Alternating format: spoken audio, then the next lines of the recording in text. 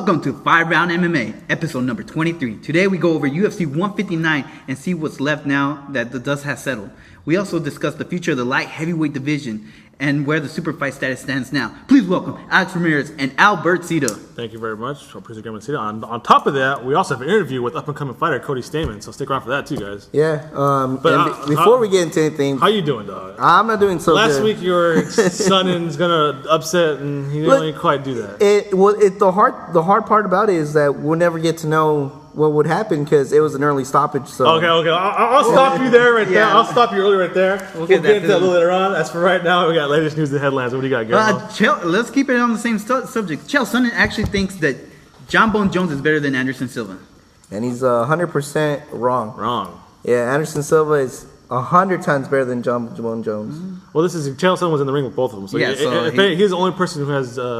Yeah, but you also forget, everyone tries to say that he dominated Anderson. Anderson Silva had a broken rib. I'll give you that. That's one. Two, he actually hit Jon Jones in the second fight against Anderson Silva. I mean, they clinched together and he got a couple of dirty boxing in there, a couple of knees. He didn't even lay a finger on Anderson Silva in the second fight when he was 100% healthy. True.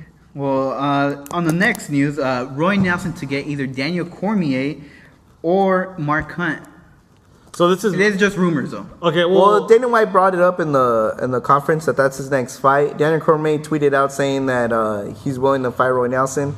I think Daniel Cormier should just work on his weight and not worry about Roy Nelson. Go down. And I think it'll be an awesome fight actually to see the Samoan versus Roy Nelson. No, because the octagon can break. Is this pending? Any moment. Is this pending? Mark Hunt losing to JDS or winning? Winning. If Mark Hunt can get past JDS, he doesn't get a title shot. But if he faces Roy Nelson and beats him, then he's in title contention. Okay. So it'll base it on Mark Hunt winning.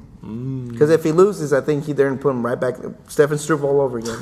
What else you got? And the last one, Jon Jones actually said after he's going to take 3 months off, but after those 3 months, Alexander Gustafsson will be the next one in line. Well, of course he wants Alexander because he don't want none of Machida no more. Well, but it might be a mandatory 3 months off. You see guys' toe? Oh, yeah. Is it 3 months after his toe heals or 3 months period? Because that toe was like barely hanging on. And the reason he really wants Alexander is because he's saying that a lot of people said the only reason he's good is because of his length, his reach.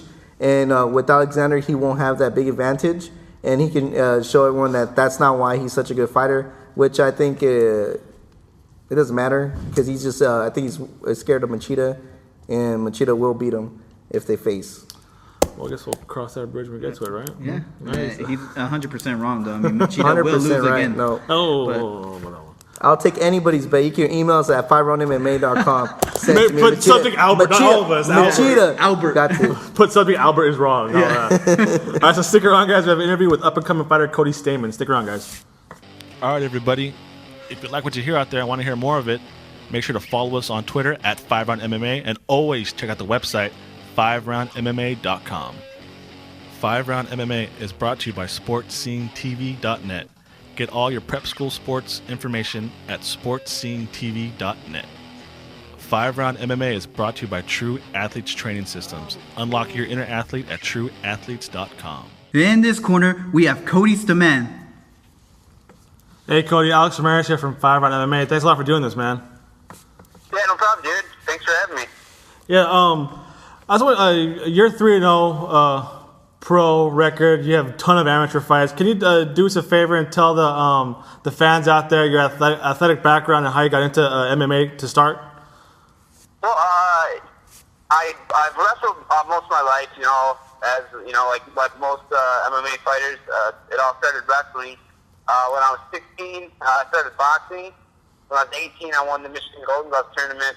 I guess the wrestling and boxing eventually led me into MMA. Local MMA gym opened up. I went and checked it out, fell in love with it, and I've been doing it ever since. It's something I'm super passionate about, and I'm pretty lucky and blessed to be able to wake up and do something I love every day. Hey, Cody, this is Albert. Speaking about your gym, can you tell us a little bit more about it, how your training camp really is, and how it is out there in Michigan? Because I know it's pretty interesting to be a fighter in Michigan right now. Yeah, I mean, Michigan's not like California or Vegas or some of these other where you have like a big camp or a big gym that everybody trains at. In Michigan, we kind of more or less have to bounce around. You know, if I want to get a good boxing day, I've got to go downtown Detroit. You know, get with guys at World's Greatest, some of the crunk boxers. You know, downtown Detroit.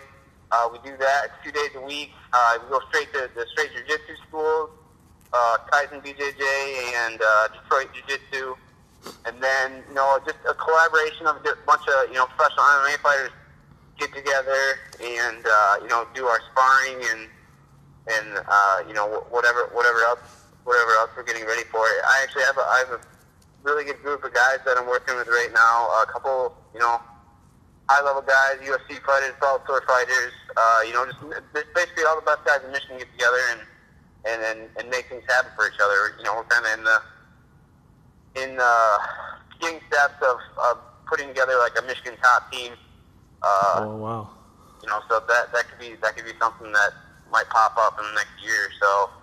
But yeah, it's pretty. It's not like a lot of the other places where, you know, you have one gym and then you have a boxing coach and everyone always goes there. We bounce around a lot. Oh wow! One of your training partners, and I know one of your friends is Darren Kirkshank, who's a tough alumni. I know you recently auditioned for the next upcoming season of Ultimate Fighter. Can you tell us what that experience was like for you? Oh, the Ultimate Fighter tryouts were awesome. You know, I felt like I did really well. Just basically told me I didn't have enough fights. I did really well in the grappling network. Felt like I did really great on that too. But you know, I didn't get chosen to stay in Vegas mainly because I didn't have the record. So basically, I got to go back and get more fights. But yeah, good friend Darren Cruikshank. Actually, he's my roommate, main training partner. Great dude, great fighter. You know, he's coming off a loss right now, but you know, I know he'll be back, and he'll definitely in the next 2-3 years, I think he'll probably be top 10 in the world at 155. He's crazy good. Yeah, well, going back to your fighting background, you said you were you have boxing experience and wrestling. You're 3-0. Yeah. You kind of have a split between your KOs and your submissions. What do you prefer, the stand-up fight or in the ground? Dude, I love standing up. I would basically. I mean, I do everything I can to finish fights, obviously. But I love standing up. My bread and butter is my kickboxing, and you know, it's what I train probably 2-to-1 compared to my grappling. You know, so I like to stand and bang. That's it. You know, a lot of movement and just real aggressive, a lot of punches. That's my stand-up style. And then, you know, obviously I do have I'm you know, a collegiate level wrestler. So I mean, if I want, I can take it to the ground, but I prefer to stand. Yeah, that seems to be the theme for all the Michigan fighters, standing and banging, man. All the guys we talked to from Michigan, they're no bones about it. Want to stand up and fight with the guy, right? Right. Yeah. I mean, we're all punchers. Yeah. You know, we mainly train kickboxing. Don't get me wrong, there are some really, really good jiu-jitsu guys in Michigan. Yeah. But yeah, I mean, I think that's what people want to see. People don't want to see a grappling match. Yeah. People want to see, you know, a scrap. People want to see two guys going in there and taking care of business, and you know, not like feeling each other out and, you know, just fighting safe. You know, you can fight safe and you know, and kickbox and be scrappy. But yeah, I'm definitely a go-getter when I get in the cage. That's true. Stick with you fought majority at 145, but the auditions for tough were 135. Can you jump up and down easily with those two weight divisions, and which one do you feel more comfortable with? Well, I think I'm a monster at 35. 45, I know I can fight at 45. I feel like I have a little bit of a speed advantage at 45. Yeah. I'm not a huge 45 pounder, but you know, I usually walk somewhere between 50 and 60. So the cut 35 is tough, but you know, I've been cutting weight my whole life. I mean, I'm pretty used to it. So yeah, I can bounce from 35 to 45 pretty easily. You know, just a little more discipline for 35, but 45 I can basically eat whatever I want and still make the weight. Oh wow. Okay. And then the last question before we let you go, when could we expect you in the octagon or in the ring again? Well, I am currently in the works with a couple different promotions. I'm going to be fighting in the next 2 weeks. I can't disclose where or when. Just don't have a contract or anything signed. But I'm going to be fighting here soon. You know, I'm right now. I'm basically trying to line fights up and just knock them down. I want to fight. Oh wow. You know, once every 2 months, once every 6 months for the next year. You know, I just basically wanted to stay on the grind and bust out a bunch of fights and try to get in the UFC or you know, get on the big stage as fast as I can. Because I think that I think that I'm talented enough to do it. I just have to get my time in the cage. Wow. Well, there you have it, guys. Keep a lookout for Mr. Wonderful Cody Stamann. Where can the guys follow you at on Twitter? What's your Twitter handle, Cody? My Twitter handle is just my name, CodyStamann. So you guys make sure to follow Cody at Cody Stamann. Thank you, Cody. We just want to send you an invitation. If you're ever in California, you're more than welcome to come to True Athletes Gym and train out here whenever you choose. You know, just give us a call, and you're more than happy to come in. Keep us up there in your fights, man. Good luck, man. Yeah, I appreciate you guys having me on, and yeah, if I'm ever in Cali, I'll definitely hit you up. All Thanks a lot, man. Yeah, Appreciate thank it. you so much. Yep, thanks, man. Bye. All right, everybody. If you like what you hear out there and want to hear more of it, make sure to follow us on Twitter at FiveRoundMMA and always check out the website, FiveRoundMMA.com. 5RoundMMA is brought to you by SportsSceneTV.net. Get all your prep school sports information at SportsSceneTV.net. 5RoundMMA is brought to you by True Athletes Training Systems. Unlock your inner athlete at TrueAthletes.com. After all the Chael Sonnen promos, now it's time to review UFC 159. Did he really walk the walk? Or he did a good job talking the talk, but when it comes to walking the walk, do you think he did? Oh, he walked. I mean, he didn't walk that far, but he walked. What do you mean he ran after him right when the bell rang? Remember he ran after him? And just a little kick. But anyways, before we get to that, let's get to the opening fight, which actually is pretty interesting because I think it kind of shifts the 155 division. Pat Healy actually got a rear naked choke over the gatekeeper, Jim Miller. Jim Miller, who was like always on a run, Yeah. loses his big one, goes to another run, But only this time, he didn't go on his run. 1-0, then he lost. Yeah. I don't know about Jim Miller, man. It's kind of the things he can't get over the hump. He's a hell of a fighter, but can't go over that title shot hump. Like the Michael Bisping, Kenny Florian curse almost, you know? Yeah, in all honesty, it sucks when he gets to this point because his only option is to change the weight class. But 145 is only his only option because of his height. yeah, he's kind of a stocky 155er. But just to give him credit, though, I mean, he was in there. He's a fighter. It's a fight. Jim Miller, you watch Jim Miller, you're gonna watch a fight. Yeah. But so I mean, to his credit, at least he still has some in the tank. Yeah. So I don't think you can crucify him if he stays at 155. yeah, it's a lot harder now. But Pat Healy really made himself known, and I think it's very interesting how these Strikeforce guys are really making. So who really did have the better promotion at the time? True. But let's get to Phil Davis.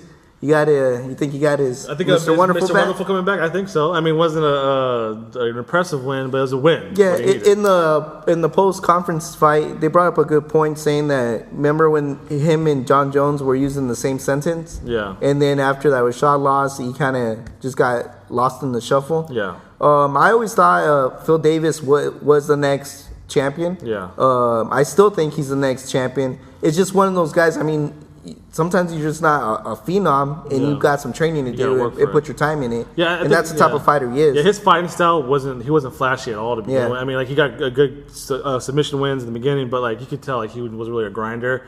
And that shoot to the top was a little too much. I think a little too heavy competition in the beginning. Yeah. Like now he's coming back into pay-per-view status now, so hopefully. Yeah, but I think he's ready for a top 5 opponent. Maybe Dan Henderson. Glover Teixeira. Yeah, it's somebody put his name back into the mix. Teixeira's coming up though. Yeah. I think he's fighting next card. Yeah. So Shogun.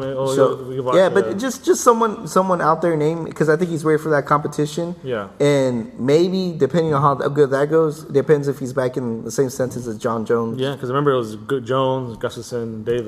Now it's just Jones and Gustafson now. But now it's time for your boy Roy Nelson. Let's get into this. Actually, that's a shout out to Jason Hendricks. Big country. Big country. Big country's biggest fan. I said it last week, and I'll say it any week. Whenever Roy Nelson fights someone with a glass chin or trash, he's going to knock him out.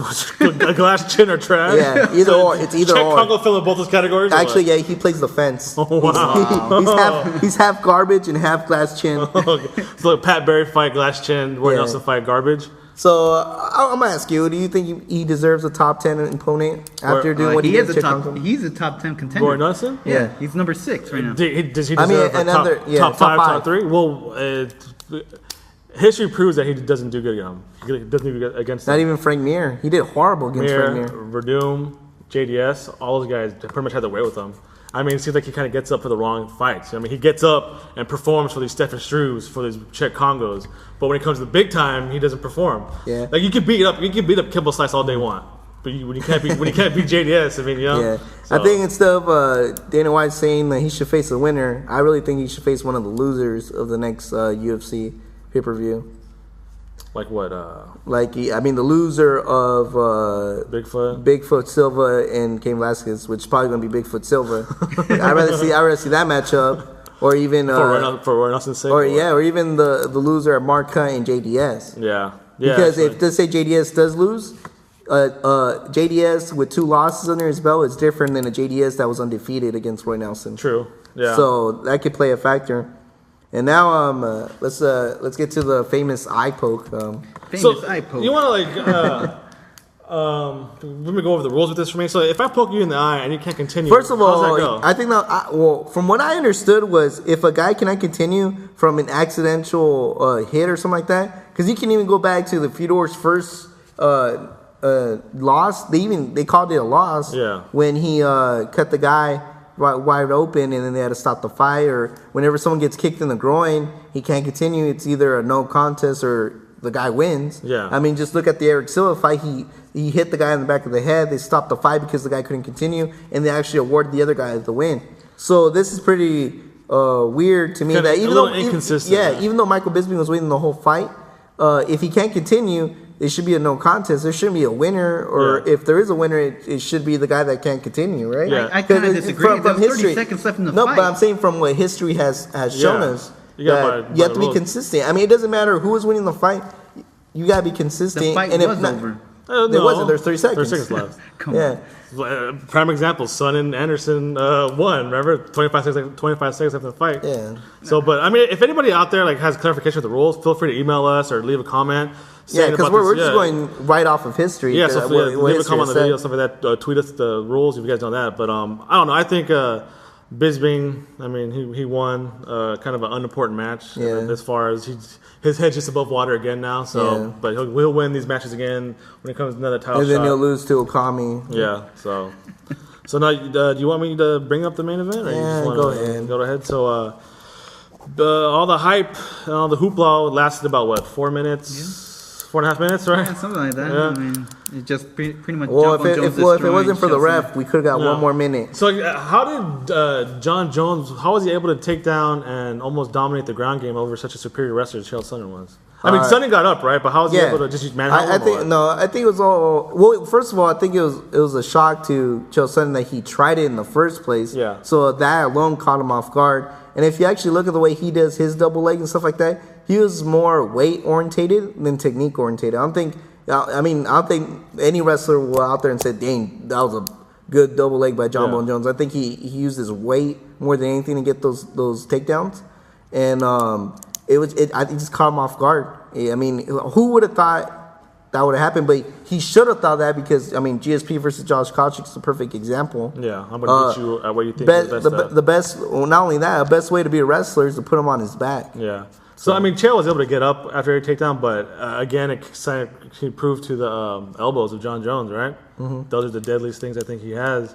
And again, that's his biggest weapon. The downfall with Chael Sonnen was his elbows. And the way he blocks, he has some kind of shell position block that never works. Yeah. And he really needs to learn how to block a different way. Yeah. Hey, I think he has T. Ortiz's problem because every time T. Ortiz got punched, he just does that. And then, that weird blocking. Yeah. So I don't think Chael Sonnen's done. No. I think there's still a market for him. I mean, look, if Wanderlei could still main event and sell out fights, so can Chael Sonnen, just on name alone now. I mean, it won't be big pay-per-view. It'll be like I think it'll be like just like Wanderlei, the big Fuel cards, the FX cards, the Fox cards. But as far as title shots, or the matchups that make sense. Yeah, so I think it's not the last time we see Chael Sonnen. And obviously, this guy. There's plenty of Brazilians that want to fight him, so it's okay. And even during the press conference, he was still talking. He basically called Jon Jones and Anderson Silva chickens, right? Yeah, because they didn't call each other out. So there's still a place in the MMA world for Chael Sonnen. And as far as Jon Jones, he's going to be out an undisclosed amount for his toe injury. Looked really nasty. Well, if the fight would have continued, the fight would have ended with Jon Jones.